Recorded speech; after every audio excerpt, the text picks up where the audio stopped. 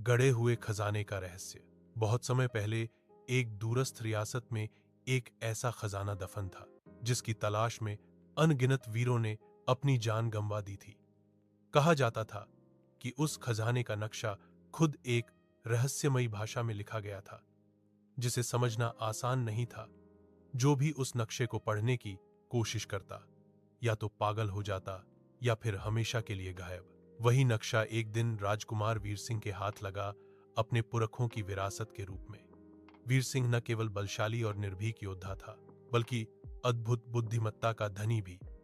उसके पास एक जादुई अंगूठी थी जिसे पहनकर वह पल भर में किसी भी स्थान पर पहुंच सकता था। राजकुमार ने प्रतिज्ञा ली, मैं इस खजाने को ढूंढकर अपनी रियासत को समृद्ध बनाऊंगा।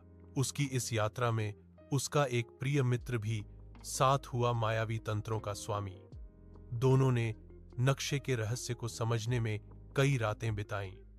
जब आखिरकार रास्ता स्पष्ट हुआ तो वे निकल पड़े घने जंगलों की ओर, जहां हर कदम मौत का खेल था।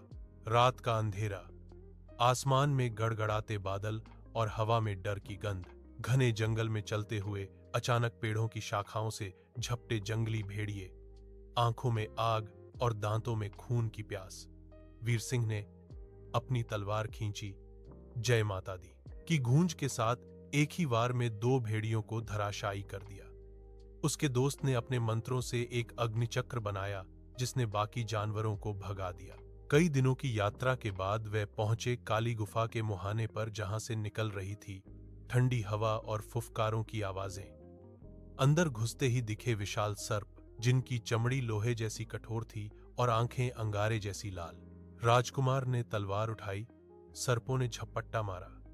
बिजली की गति से वीर सिंह ने एक को 2 टुकड़ों में बांट दिया, लेकिन दूसरा सर्प उसके दोस्त की ओर लपका। मायावी ने मंत्र पढ़ा, अग्नि प्रकट हो, और सर्प आग की लपटों में विलीन हो गया।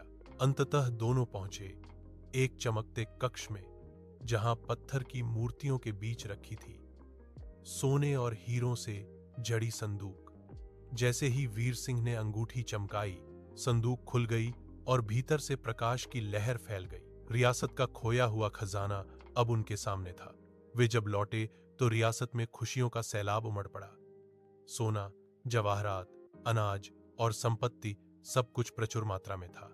और उस दिन से लेकर सदियों तक लोगों ने कहा, जिसने भी वीर सिंह का नाम लिया उसने साहस और बुद्धि दोनों को नमन किया।